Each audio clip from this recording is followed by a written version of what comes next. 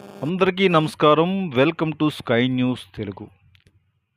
ఎట్టకేలకు నామినేటెడ్ పదవులతో కూటమి ప్రభుత్వం సందడి చేసింది. కార్యకర్తల మనసులు దోచుకుంది. కూటమిలో 3 పార్టీలు ఉన్నా కూడా పదవుల పంపిణీలో అసంతృప్తి లేకుండా ఆచితూచు అడుగులు వేస్తూ అందరి మన్ననలు పొందుతుంది కూటమి ప్రభుత్వం. సామాజిక వర్గ కార్పొరేషన్ల ప్రకటన జరిగింది. అందులో భాగంగా ఆంధ్రప్రదేశ్ నాగవంశం సంక్షేమం మరియు అభివృద్ధి కార్పొరేషన్ చైర్మన్గా శ్రీ ఎరుబోతు రమణారావు గారిని ప్రకటించింది కూటమి ప్రభుత్వం. ఆంధ్రప్రదేశ్ మరియు తెలంగాణ రాష్ట్రాలలో క్రియాశీలక ఓటు బ్యాంకుగా నాగవంశం సామాజిక వర్గం ఉంది. ఆంధ్రప్రదేశ్ నాగవంశ సంక్షేమం మరియు అభివృద్ధి కార్పొరేషన్ చైర్మన్గా ఎరుబోతు రమణారావు గారిని ప్రకటించడం పట్ల 2 తెలుగు రాష్ట్రాల యువత హర్షం వ్యక్తం చేశాయి. తెలుగుదేశం పార్టీలో అనేక సంవత్సరాల పాటు అంకిత భావంతో పనిచేస్తూ అధిష్టానంకి అతి దగ్గరగా మెలుగుతూ మంచి పేరు తెచ్చుకున్నారు. నాగవంశం సామాజిక వర్గంతో పాటు ఇతర సామాజిక వర్గాల ప్రజలకు తనదైన శైలిలో ప్రజా సమస్యలు పరిష్కరిస్తూ ముందుకు సాగుతున్నారు శ్రీ ఎరుబోతు రమణారావు గారు.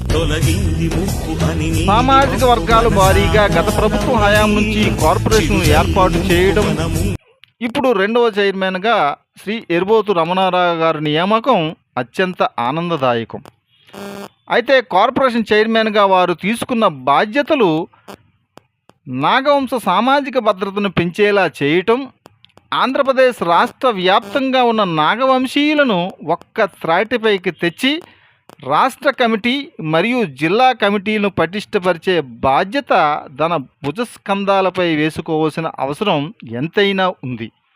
అప్పుడే నిజమైన నాగవంశం సామాజిక సాధికారత సాధ్యం అవుతుంది.